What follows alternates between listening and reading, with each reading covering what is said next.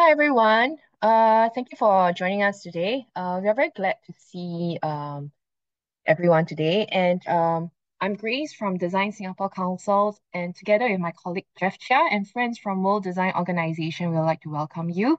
Please note that the session will be recorded. So a quick overview on the agenda. We will start with opening remarks by WDO Managing Director Bertrand.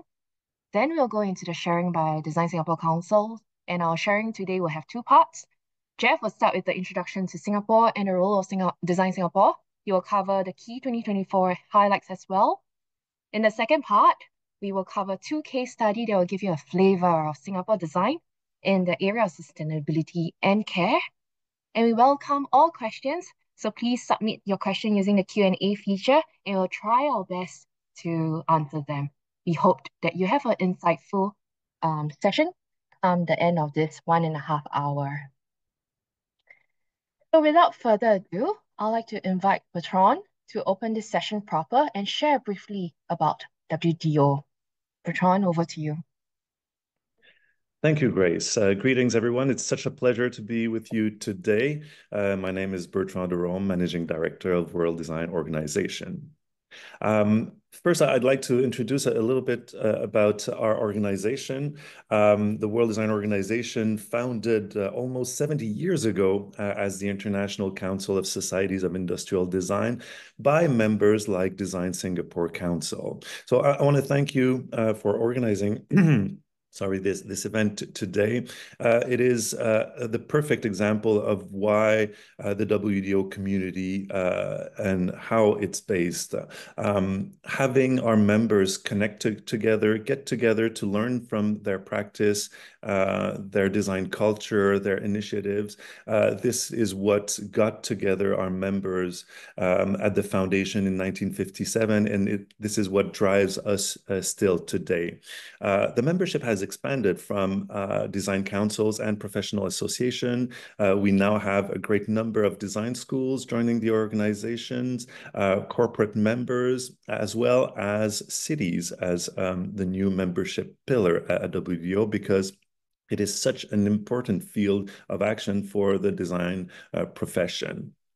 We've also seen through the years how the design practice has evolved. Starting from product design at the foundation of our practice, we now apply the human-centered process to different fields of action in service design, experience design, system design. And so our actions become more and more broad, and the impact that we can have on society and improving the quality of life of society also becomes greater and greater, with also responsibility towards a more sustainable future. This is why WDO takes at heart its UN consultative status and the promotion of the Sustainable Development Goals that the United Nations promotes. We do the promotion of both the design culture and its impact through a set of different activities, going from our communication stance, where we are always grateful, learning from the design community from around the world and sharing the stories, the case studies on how we can better leverage design and have a better impact on society. We also host events, and which reminds me that Design Singapore Council has hosted board meetings, and ICSID also hold its General Assembly in 2009 in Singapore. So it's really our family and our community that drives the programs and the impact that we can have in all the regions of the world. We also have a set of different programs, one of them being the World Design Congress.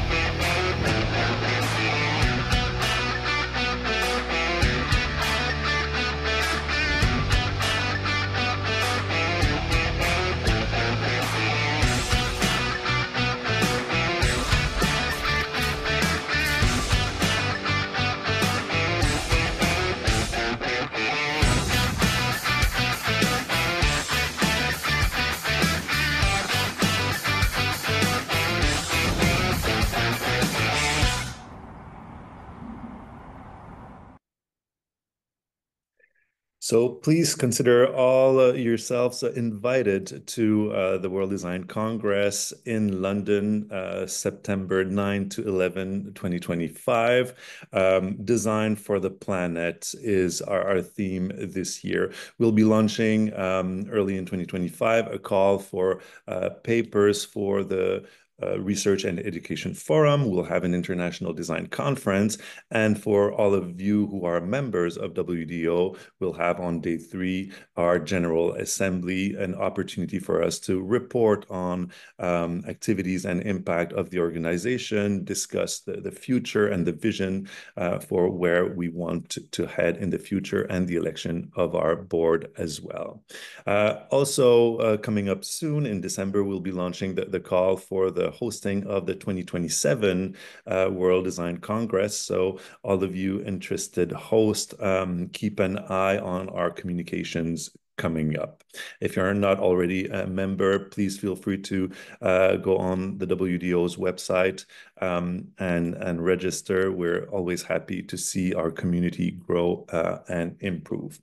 Another one of our great programs that I'd like to shortly discuss is our World Design Capital program, an initiative that brings us to work with cities from around the world. Since 2008, we designate every 2 years a new world design capital. It started in Torino as our first world design capital. We're now just closing the program in San Diego, Tijuana.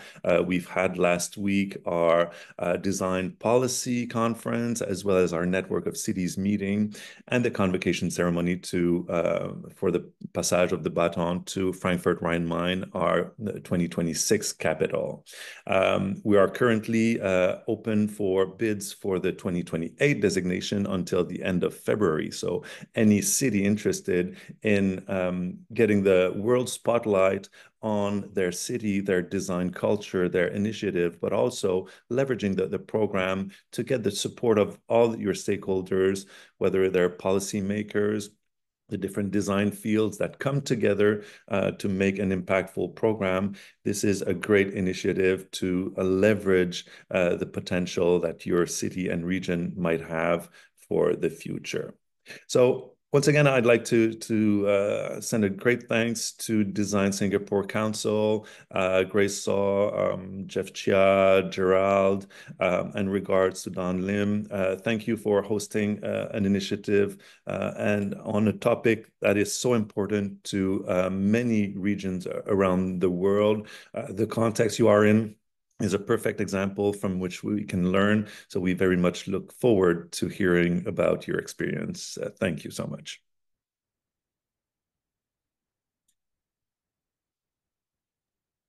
Thank you, Bertrand. Going into the next segment will be the sharing by Design Singapore Council. And as mentioned earlier, it covers 2 parts. The first part will be covered by Jeff, and he will cover the role of Design Singapore Council in driving design within Singapore and enhancing the nation's economy and society. Take it away, Jeff. Thank you, Grace, and thank you, Bertrand, for those kind words.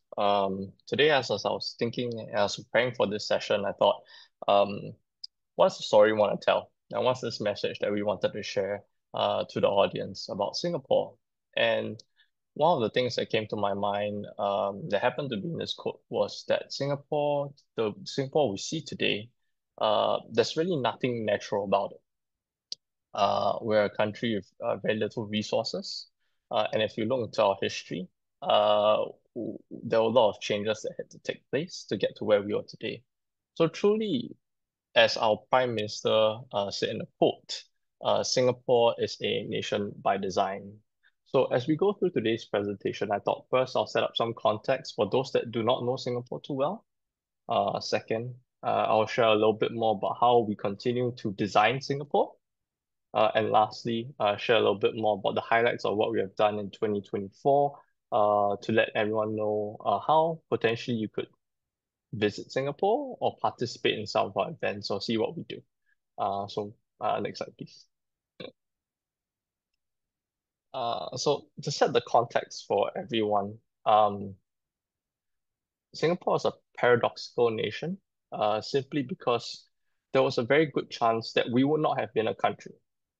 If you do not know our history, we started as a British colony, and then we became a state under Malaysia, after which we became an unexpected independent nation. We are also sitting on a very small landmass. For those that need a comparison, in the US, we're approximately the same size as New York City.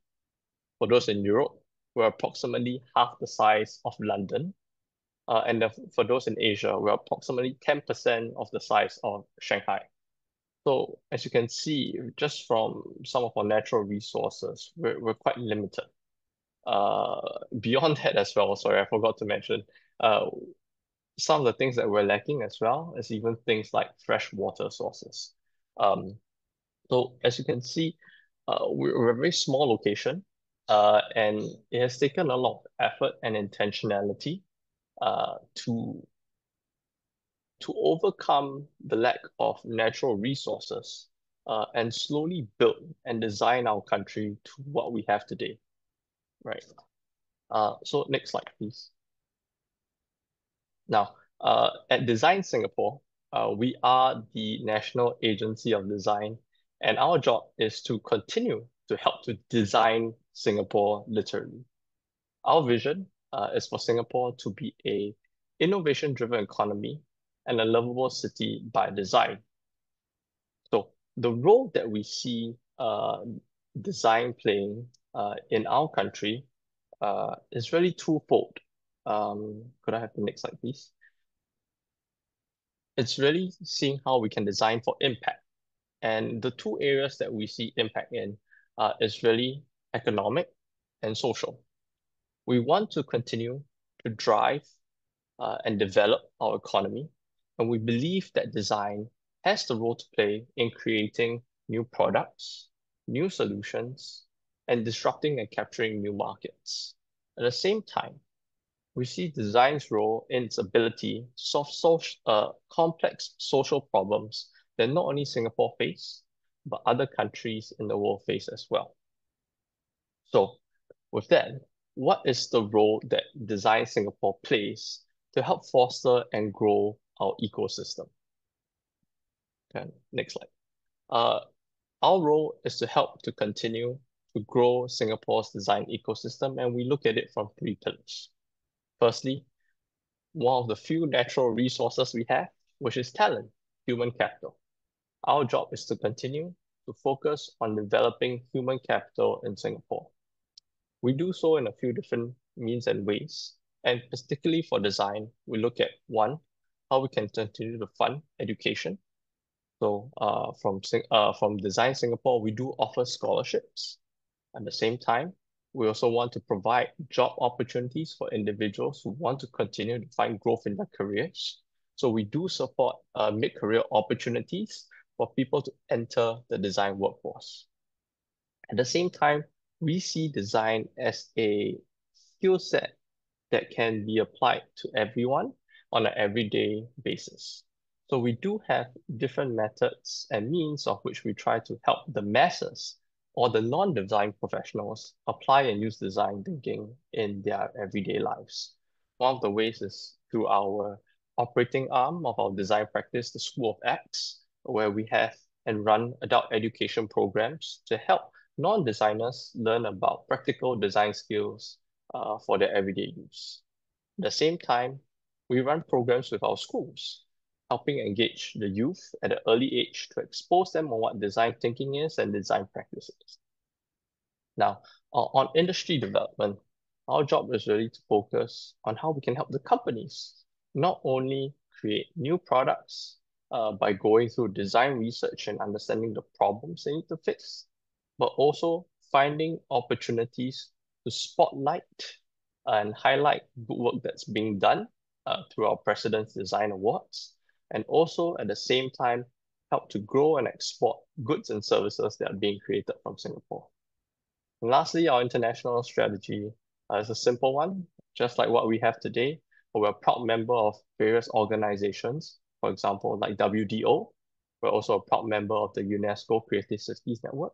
And we also want to continue to tell our story about Singapore's design through various platforms where we can send Singapore designers to showcase their works at Milan Design Week, Venice Biennale, and Seoul Design Awards. Now, moving on to the next slide.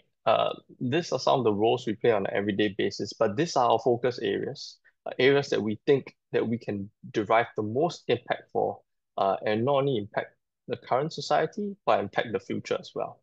We're focused very much on care, and not just healthcare at the individual level, but also all the way up to the systems level. Similarly, we look at sustainability because we recognize that there's a strong push to help to ensure that our future generations have a planet to live on and a viable place to stay. And lastly, we believe technology is one of the key horizontals that can continue to help not only increase everyone's benefit, but also be applied to design thinking and applications. Now, moving on to our highlights. I wanted to show how some of our focus areas intersected with the areas of development that we have. So in our first highlight of 2024, our School of X ran a National Design Challenge. This is the first time our organization held 7 design sprints with 7 different care organizations within Singapore. The aim of this was to really help provide adult education to the non-design professionals to see how they can use design thinking and design practices that can be applied to their everyday lives. So as part of the design sprints, we were able to partner the designers along with nurses, social workers, patients and volunteers, educators and residents and therapists, and even senior citizens within our community to co-design solutions, not just in their homes, but also in satellite care facilities and even in our larger public health systems. This showcase at the end, as you can see in the pictures, of prototypes of the design solutions that were created that were showcased during our Singapore Design Week. Now, to our next highlight, I wanted to showcase how we work on our focus areas of technology. We're able also to do industry development. So for the first time ever, Figma, which is a software company from the Bay Area, known for its collaborative design tool, hosted its inaugural summit in Singapore. This summit was able to draw over 1,000 individuals, not just from Singapore, but individuals from all around the region, like Japan, South Korea, Thailand, India, and so on and so forth. During this session, we were able to hear from the CEO and CPO, Dylan and Yuki, about the new products that were being launched by Figma. But not only that, we're able to help level up the ecosystem as we heard more technical talks on AI for UI, as well as how we can further drive collaborations between designers and developers for product development in the tech space. Lastly, we also worked with a local startup, ADP List, the platform for design mentoring, on a networking event where we hosted approximately 350 people at the National Design Center so that we can learn from each other across the different UI UX professionals in Singapore and also those that are visiting about how they're able to go about their work and how we can inspire each other to create more products for the future. Now, lastly, I was going to share on sustainability and our international strategy. Like I mentioned earlier, we have been participating in Milan Design Week. And in the most recent edition in 2024 this year, we were able to feature 7 designers on the theme of Future Impact 2, which is a theme for Singapore designers to review their future for a better tomorrow. These designers experimented with technology, materials, and even manufacturing production techniques to create furniture that was sustainable for the community for use, right? furniture that even absorb carbon dioxide, and even having heat transferring ceramics. This was created by some of the well-known designers like Tony Chambers and Christina Diderio, right?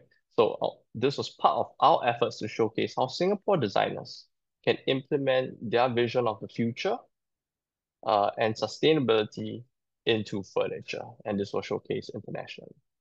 Now, moving on, this is a video that we wanted to share for Singapore's biggest event in design, which is Singapore 2024, and I'll let you guys see the highlights from that week.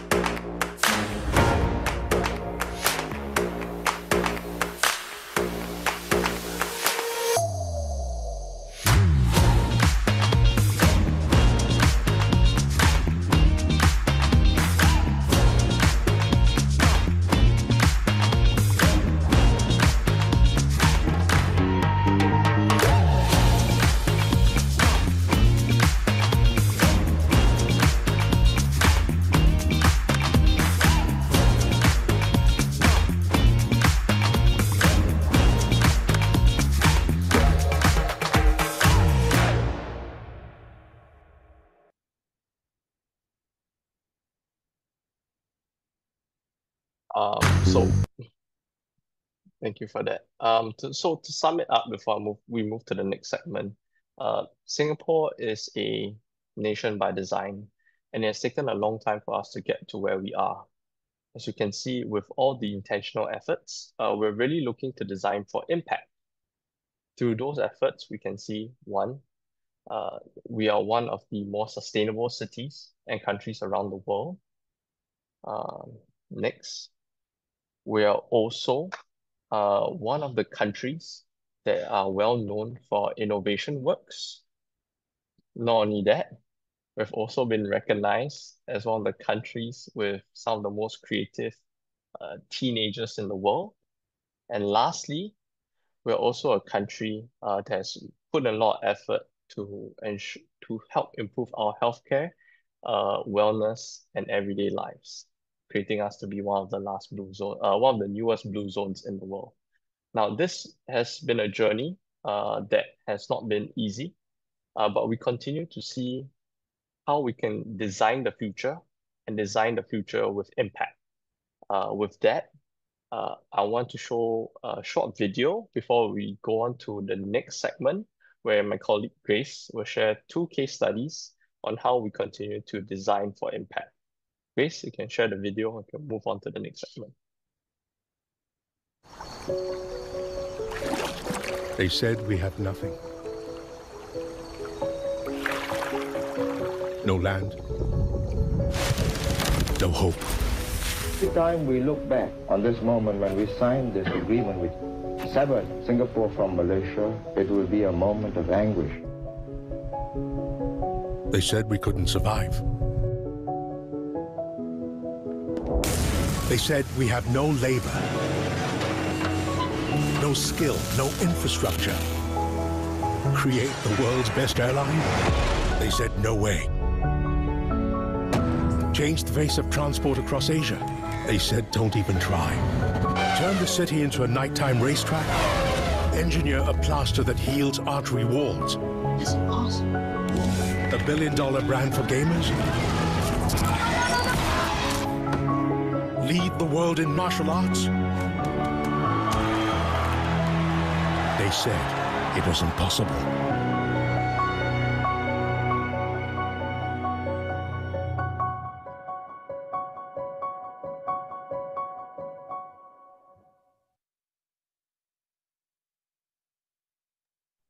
So thank you, Jeff. And I hope the video showed everyone the kind of limitations that Singapore faced and how we overcome them. So for my segment, today I'll share two case studies, one for sustainability and another on care. Before I go any further, I'd like to do a pulse test across the room. Who has been to Singapore? So insert your response in the chat box. So when you do so, please change the to field to everyone so that everyone can see your responses. And I'll give half a minute for everyone to insert your response in the chat box. Oh, wow, a lot of yes.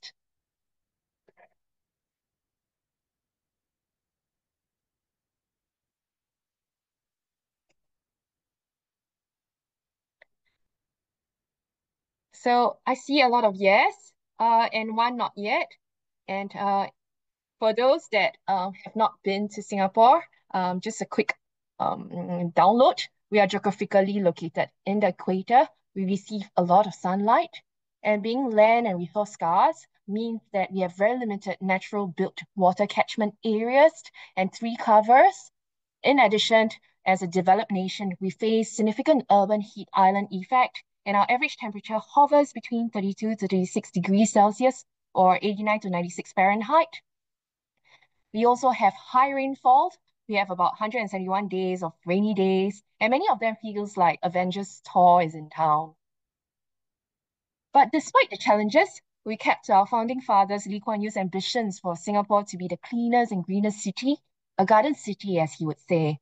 And to do so, we have to constantly make intentional and strategic decisions to ensure that design of spaces and buildings strive towards buildings being sustainable and stand the test of time.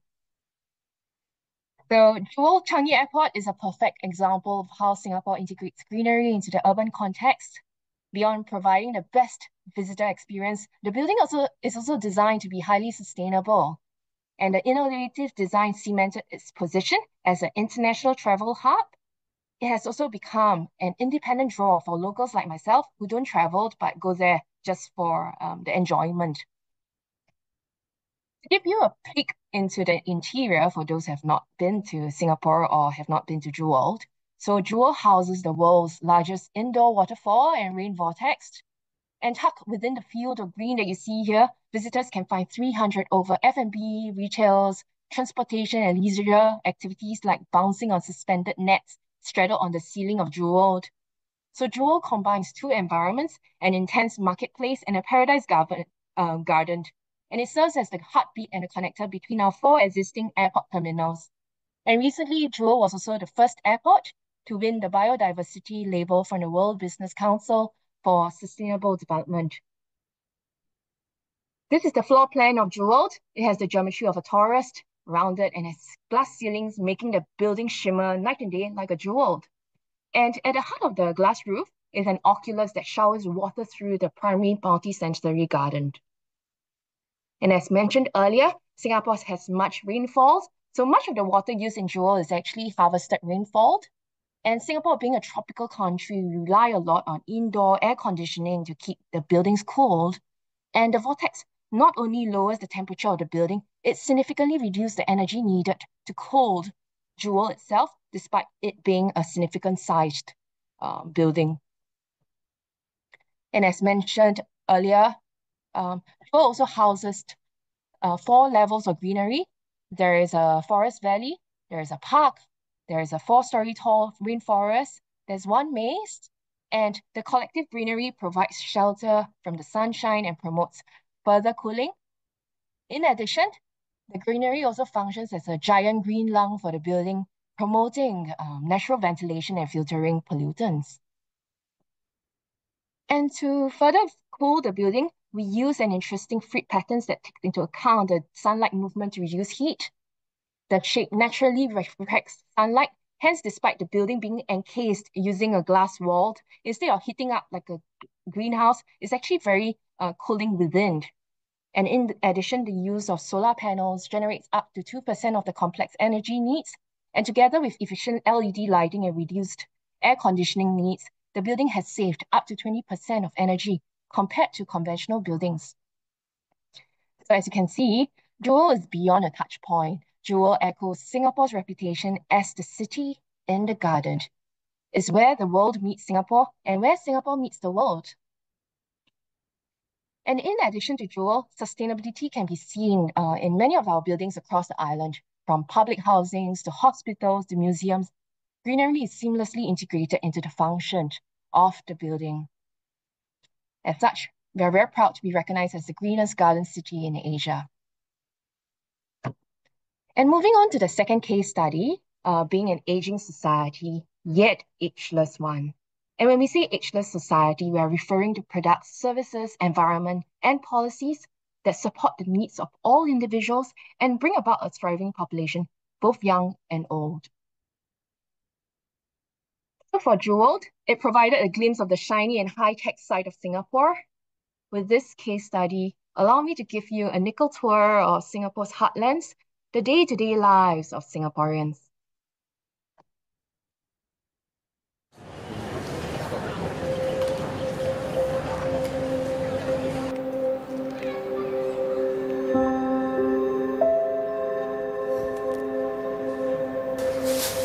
Ma, 爸不在啊。哎呀 you know him 啦 ，every morning 啊，他很早出去的。He bought your 水果 already, but he always like to walk around. Okay 啦 ，exercise is good for him. 我出国读书那么久 ，but he still remembers my favorite 鸡龟。Yeah 咯，你吃先 ，I go return something. 爸爸很快回来啦。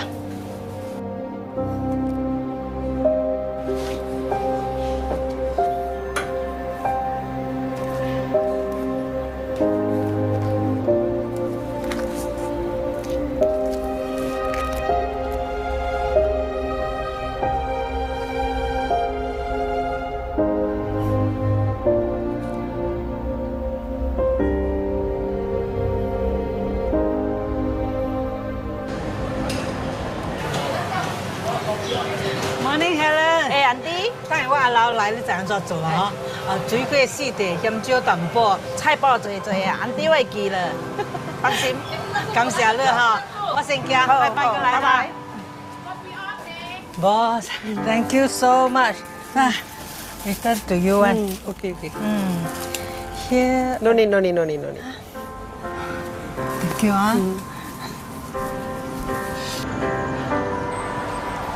Hello, Auntie Georg. How are you? Hello, Kairu. Hello, Clarence. Good. I'm fine. Don't worry. If we see him, we'll take him home. Thank you. Auntie Georg, what are you doing here? 在等你咯。你现在乖不乖 Of course, good lah. I got something to tell you. If you see Uncle Tan around here, make sure you tell him which floor he stay. Okay? I will. I promise you. Thank you. Bye bye. Bye bye.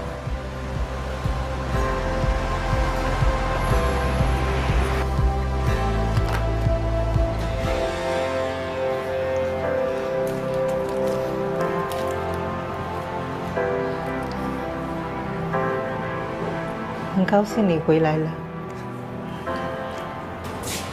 哎，爸。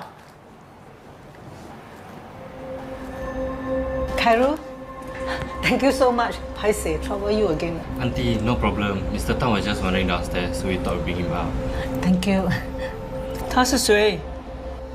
他是你儿子，阿成。他回来了。Ma, what happened to Pa? How long already? Why you never tell me? It's dementia， 已经6个月了。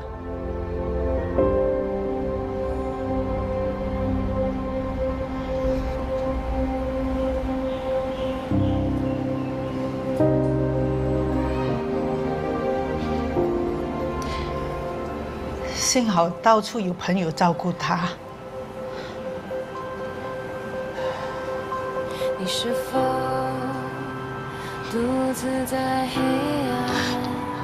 Papa is still the same.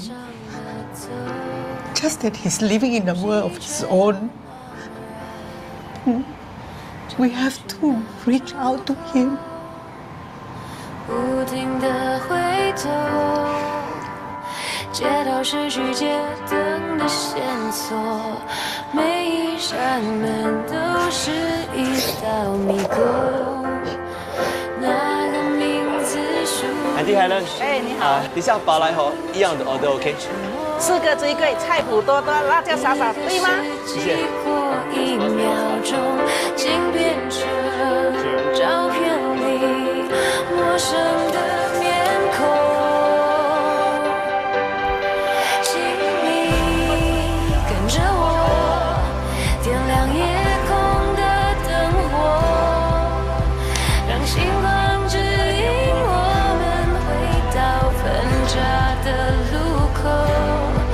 牵着我的手，像你当时牵着我，从此起不再被时间偷走，存在进我的手中，不再流动。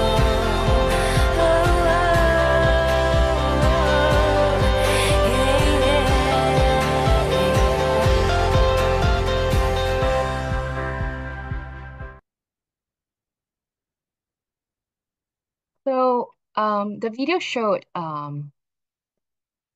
the struggles of a family with dementia elderly and how the community rallies together to support them. And as if you had caught the glimpse of the statistic, it's estimated that 1 in 10 elderly will have dementia. With the aging population in Singapore, 1 in 4 adults will be older than 65 by 2030. We expect to see a higher incidence rate of dementia. And given the shortfall in population, the burden on care workforce will increase in tandem, and more capital will be needed to support the medical and care needs of the population. In fact, our national care budget have increased 2 to 3 times in the past decade. And due to land scarcity, we do not have resources to build retirement homes.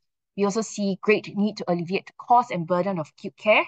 As such, we have rolled up policies to support elderly age in place, elderly to be cared for by their communities, as you have seen in the video, and in their homes alongside their family. And this approach was deemed the best way for Singapore. However, while there were literature and existing case studies for dementia, a lot of them were not suitable for us because they were usually home-based or for low-medium density urban setting. And the multicultural fabric, the Chinese, the Indians, and Malays, meant that there were perceptions, cultural and behavioral differences that were unique to Singapore. With that, 2 government agencies, the Centre for Livable Cities and the Agency for Integrated Care, worked with the designers from Singapore University of Technology and Design to develop a dementia-friendly neighbourhood guide. And this guide provides locally validated design guidelines for creating neighbourhoods that are inclusive to people living with dementia. And the Dementia-Friendly Neighbourhood Guide, DFN for short, employs a whole-of-community approach. It brought together multiple stakeholders from local grassroots, public, the service providers, and government. And in addition to ensuring a holistic reviews catered to the needs of people with dementia, the multi-stakeholders' involvement also allowed the co-creation of impactful solutions that could be scaled and implemented. So they use a very interesting design research process that is very unique to this particular project. So the designers were very mindful that traditional interview methods might be too demanding for a person living with dementia. Hence, they work with care professionals to develop and use a jigsaw mood board technique to help person with dementia better express their responses. The picture pieces that you can see from the picture on the left showed different parts of Singapore, the parks, the community areas, the public food court, and these picture pieces serve as a communication tool that helped jog the memory of the person with dementia and help them to express their responses in non-verbal ways. And in addition, there was also a pair of researchers that shadowed the person living with dementia and their caregivers on their day-to-day activities. And through this multi-fold approach, together, it provides a very rich tapestry of the lived experience of the person with dementia and their caregiver. There are also multiple formats of community engagement, and this engagement allowed the deeper insight on the assets and the pain points of existing infrastructure. It brought together the community to collectively agree and identify the environmental qualities that are important for people with dementia. On top of that, we also brought together the community to build, test bed, and refine environmental qualities that are important for people with dementia. And so that it ensures that practicality and don't end up being a white elephants. On top of that, it also helped build that awareness and get buy-in across all the stakeholders that I mentioned earlier. So what came out of it was this design principles known as plus, minus, times, divide. Plus, because person with dementia relies a lot on familiarity. So it's very important to strengthen that mental maps. Minus, because Singapore is high density and highly stimulating, so it can get overwhelming and confusing for a person with dementia. Maintaining simplicity and to offer calm is also very important. Times, to take into account the caregiver and the family in the design, because retaining that social interaction is important for wellness. And divide, where needed to introduce changes bit by bit to help them manage. And what came out of it was a very custom design solution. So one of the things that we are using in one of the neighborhoods here is the use of recognizable symbols and heritage-based artworks and distinctive furnitures to help them establish that decision-making points and access that recognition. So early on, I talked about how people with dementia tend to rely on mental mapping to anchor, to recall anchor notes and choose the path of least resistance. So for example, here on the picture, for the picture on the right, you'll see that our public housings will carry distinctive block numbers located at eye level as well as on top of the blocks. So the strong colors will enable people to identify the buildings from both near and far. On top of that, for Singapore's multi-layered, urban context, there are multiple sensory stimuli that could overwhelm and distress a person with dementia. So building accessible barrier-free spaces that provide respite and has minimal sensory stimulation is very important. So what you see here is Singapore's first therapeutic garden in a public park, designed in consultation with our medical professionals to cater for a range of segments, including those with dementia. In addition to serving as a respite, the gardens effectively provide opportunities for the families to come together and raise the quality of life for the local community and beyond. And more often than not, a person with dementia would be socially isolated because they are reluctant to leave their home because it's dangerous for them to go out. They have declining eyesight, they have declining cognitive and cognition and mobility. But it also means that they miss out on the benefits with interacting with others and lack that social support network that could improve their overall health and wellness. So design interventions that draws the residents out and help them to, have that people-to-people interaction and foster that intergenerational relationship would be something that we have as well within Singapore. For example, here we have the sticker certification for a verified business and shop where staff are trained to care for people living in dementia. So a family who has a beneficiary with dementia can visit there and they will feel that it's safe and feel less stress and can have a shared burden around caring for the person with dementia. On top of that, it's also very important to help keep the elderly active, and there's a need for purposeful programming that support and encourage physical activity. So on the left here, you see that the As You Will exercise machine that engages both the person with dementia and their family through a cognitive game. What you see here is a child jumping on the yellow circles following the numbers shown on the yellow ring that is wound by the grandma. So there's engagement between the family as well. And on the right photo is a modified lion dance that was designed for use by wheelchair-bound elderly. And the lion dance in Singapore is a very energizing and activating cultural activity that's usually performed by healthy and hearty youth. And the modified lion head here, that is done by one of our local designers, aims to trigger that nostalgia and meaningfully engage the community and keep them active at the same time. And last but not least, having safety, ensuring safety in the infrastructure that we built for them. people with dementia can, for them, safety can be very different from the rest of us because they have to deal with additional issues such as traffic accidents, possible crimes, or even something as simple as falling cause anxiety within them. So people tend to go, for a person with dementia, they tend to go out of their way to avoid areas that they perceive as unpleasant or dangerous or feel uncertain about, including areas that are not well maintained and are probably have, pitfalls and stuff like that. So as much as we encourage movements and engagement, we need to provide that sense of safety and help reduce that users' anxieties. In Singapore, we have traffic lights that allow longer crossing, waiting buffer time at the roads. And we also have friendly streets that have barrier-free pedestrian crossing with pedestrian priorities.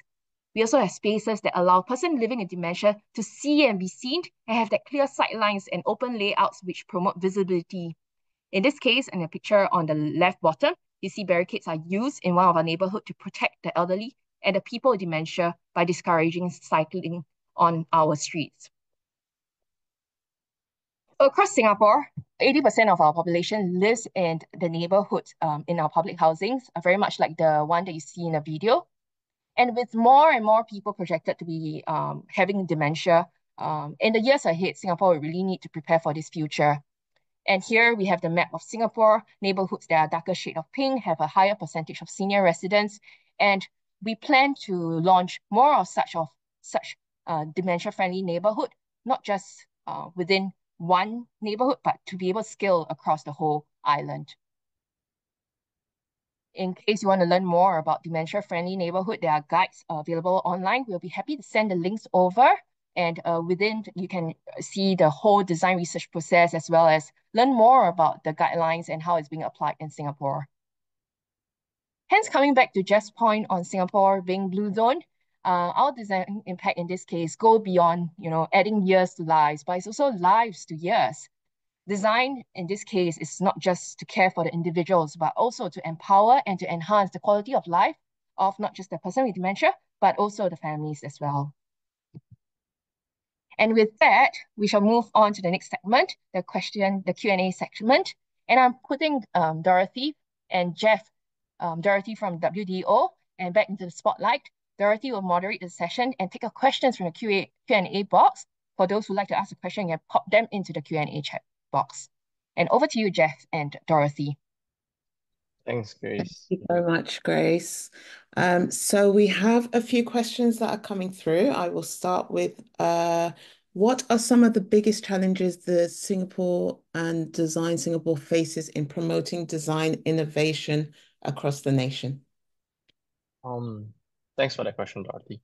I think our challenge is a daily one, where we need to continually educate not just the design professionals, but non-design professionals as well, as we believe that design thinking and application is a daily skill for everyone. So our challenge is to continue to scale the knowledge and education of design throughout our nation. Our efforts really are multifold, as we talked about talent development earlier. But at the same time, we believe, because of our belief that it should be a skill for everyone, the challenge is to continue to scale. Yeah. Okay, fantastic. We have, how does Design Singapore measure economic growth or innovation of these programs? Yeah, good question.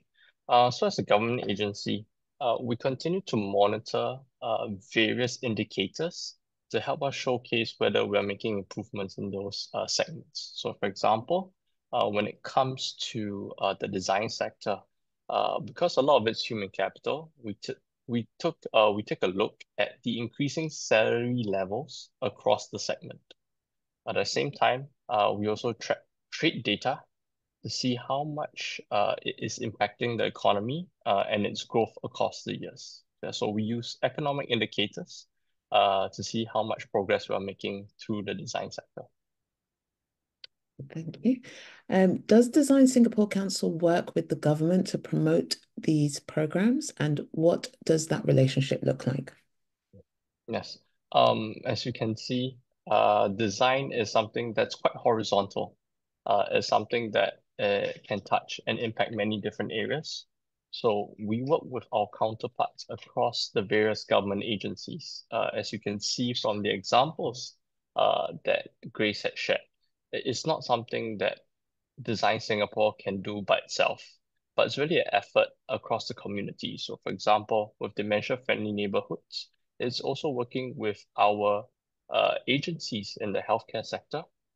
It's also working with infrastructure players in our public housing development boards, which look at creating and developing those infrastructures, at the same time working with the designers. So it's a multi-pronged effort, and we look at the areas where we are aligned on and how we can create impact together across the various agencies. Thank you, Jeff. We have a question that Grace might want to jump in on. So do you feel a dementia-friendly city will ultimately be better overall as a community? And then the second part of the question is, what additional layers can you think of that can complete the vision of an ideal city? For example, a sustainability layer.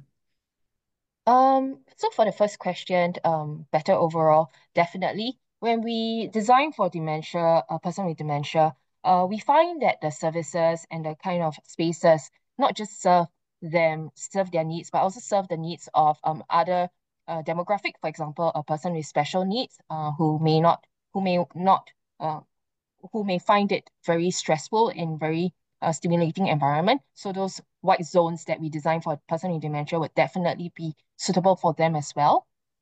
And to the second question, what additional layers you think of that can complete the vision of an ideal city? Oh, that's a very hard question.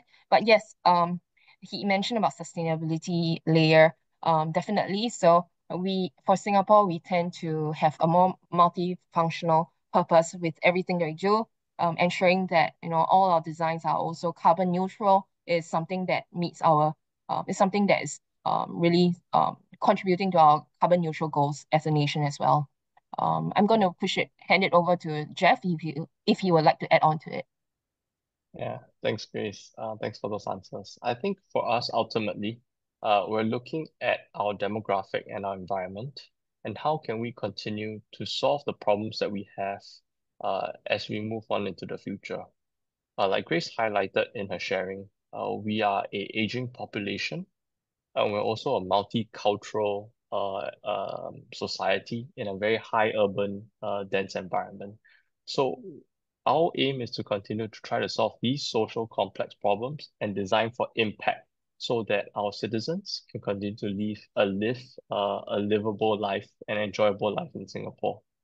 That goes with sustainability as well. As we recognize, like I mentioned earlier, with very limited natural resources, we actually import the majority of our energy needs. So if we're able to use less energy and combat the heat that we continue to face, not just on being in the equator, but also through global warming, it will make our city a lot more livable and enjoyable for everyone. Thank you, Jeff. And linked to the question regarding dementia, we also have, during this very sensitive research, how did you ensure privacy matters were taken into account? I see. If I were to address that, we actually do have legislation within Singapore about data privacy and how we use that for clinical patients. Anyone that signs on to any activity is well protected. At the same time, it's a open call for individuals to participate. So from a legislative standpoint, we take the action to protect data privacy, and then we implement it to make sure that it's very applicable for our community. Thank you, Jeff. We have another question. Culturally, how would you view and evolve design differently from a Western global view of design? That's a very interesting question. I think from a principle standpoint, I think we use similar principles and practices. I think the difference that we have is more environmental and also contextual to our environment. So in terms of a practice, I don't see ourselves doing things differently in our approach. But we're having to solve different problems based on our context. So from a global view of design, I guess perhaps we're also looking at things more strategically and areas that have a larger impact. So we're also trying to see how design can be used more broadly, not just on the product or service level, but also how can we use it on a systems level and process level as well. Yeah. Thank you. We have a question. Are you using any AI tools in the development of your services? Yes, we're always trying to use more and more tools. Admittedly, as a government agency, I would say that I don't think we are the fastest to take on design tools in our everyday application, but we continue to try and experiment how we can use it internally as well as how we can use it to support our ecosystem as well. And then we have a question. What kind of designers do you work with for the dementia projects? Mm-hmm. So it's from Grace's sharing, we were working with academia. So we have a design studio with our Singapore University of Technology and Design as one of the leads to conceptualize this. But at the same time, we need to work with practicing designers as well. And that's where we work with architects to help implement that into our larger neighborhoods as well. Yeah, so it's a multi-pronged joint effort. Thank you. And I think we have time for maybe 2 or 3 more questions, Jeff. So I'll run through. So how do you measure success? That's a very good question. That's a very large question. We really look at the 2 elements that we're trying to tackle. The 2 areas that we think are most important for us, which is how do we design for impact for the economy and how do we design for impact for our society. So what we will do is measure based on those 2 areas and how we're able to move the needle. Like I shared earlier, on the economy, we look at a few indicators, salary levels across the board in our sector, as well as trade data that comes out of it. At the same time, for society, some of it may take a longer stance, but we look at how we are implementing projects as well across the board. I think the measure of Singapore becoming a blue zone is a good indicator that we have increased life expectancy within our country. It's not easy to do as an aggregate, and it takes effort, not just from a daily living standpoint, but also the investment into our healthcare services and infrastructure. So I think those are good indicators of how we're able to move the needle and create impact in our society and economy. Thank you very much. And then just 2 more questions. So since the launch of the dementia-friendly neighborhood, are there any distinctive shifts in the societal fabric of Singapore?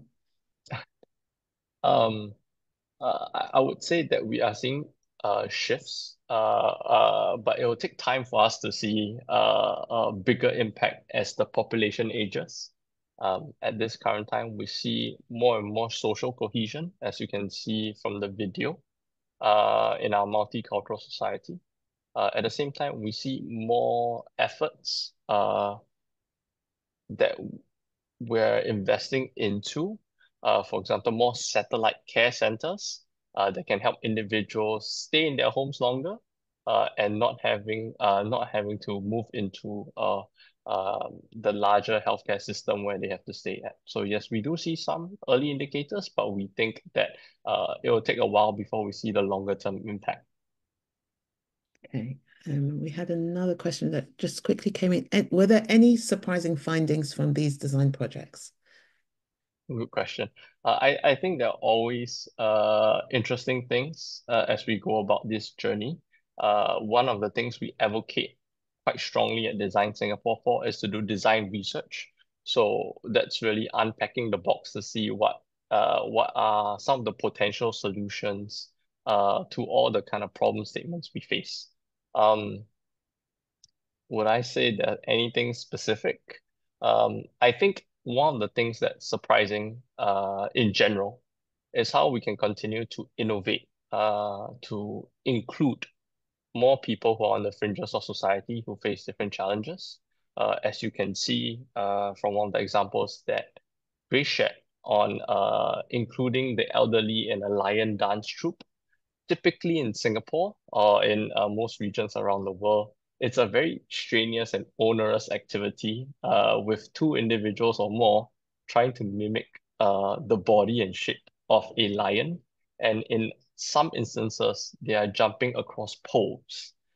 So for us to be able to design the costume and performance in the way that is inclusive to individuals with mobility challenges, with aging issues, is certainly something that's very interesting and something that perhaps before we didn't think was possible. Fantastic. And our final question for this section. So what are your plans for 2025? It's a great lead in, Dorothy. So for Singapore, as a country, 2025 is our 60th year. And one of our themes for Design Singapore in 2025 is Nation by Design. So for next year, we'll be continuing to do a lot of our regular activity on how do we work with the industry, how do we continue to develop talent in Singapore, how do we continue to showcase Singaporean designers works overseas. At the same time, at Singapore Design Week, we'll be celebrating Nation by Design. And based on some of the activity that we saw in 2024, we had approximately, close to 200,000 visitors. We had approximately 80 to 90 events that were held in the city. And we're hoping to have a bigger splash in 2025 for Singapore Design Week. So at this platform, just as Bertrand invited everyone to London Design Week, I would like to extend the invitation to everyone to consider visiting Singapore during Singapore Design Week. And our dates are not firm and out yet, but it will take place in September. So my recommendation is if you want a longer experience, a more intense experience of how design is impactful, you can take a direct flight between Singapore and London to experience both the World Design Congress as well as Singapore Design Week in the month of September.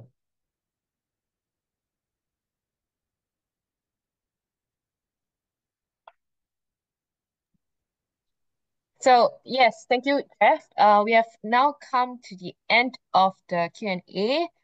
We are a bit ahead of time, and I'm going to let Jeff share a bit more about Design Singapore Council for the closing, and perhaps can entice you guys to hear more about us. Yep, take it away, Jeff. Thank you, Grace. I think I kind of mentioned, I think one of the best ways or best periods of time that you can come and learn more about what we do here in Singapore is during Singapore Design Week. And we hope to invite all of you to come to Singapore in 2025, where we'll have a bigger bash on what we do in Singapore. As I close, I really wanted to thank the various members of WDO, the various executives of WDO. Thank you to the President, Dr. Thomas, Managing Director Bertrand, and Community Engagement Officer Dorothy. Thank you for allowing us as a proud member of the World Design Organization to have this platform to share more about what we do here in Singapore and how Design Singapore continues to design Singapore. I also want to thank the team that's really helped us in this session. Our marketing, branding, and communications team to help support in our messaging and how we came about what we wanted to share today, as well as Grace and Gerald. Grace from our international relations team, and also Gerald, who has been helping us support the setup of this platform of Zoom and sending out the invitations and registrations to everyone. So in closing, really thank you so much, WDO, for this opportunity. We appreciate this chance to share more about what we do in Singapore. And we also want to make a call to action for everyone. If you want to learn more about Singapore and Design Singapore, please come and see our website and the collateral online, or even better still, come visit us in person. We're happy to share more about the work that's being done here. If there's any other individuals that are on this in the audience and you would love to learn more about us, would also love to have us perhaps maybe share more at your platform as well. We're happy to have that exploratory engagement to see how we can share more about what Singapore is doing in the various areas that we shared on earlier. So thank you so much, everyone. Thank you, Grace. Thank you, Gerald. I'll hand it over to you, Grace. Yeah, and with that, we come to the end of the session. I think quick takeaways, how we became a paradoxical nation is really how we harness our limitations, and we became a nation by design, and through that we harness design for impact. We appreciate if you can share thoughts and feedback of the session using the QR code flashed on the screen. Finally, I'd like to wish everyone a wonderful year-end holiday. Merry Christmas in advance, and we hope to see you here or somewhere in the remote and digital world of WDO next time. Thank you all. Yeah, feel free to stay on screen until and live whenever you are convenient. Thank you so much, Grace. Thank you, everyone. Yeah.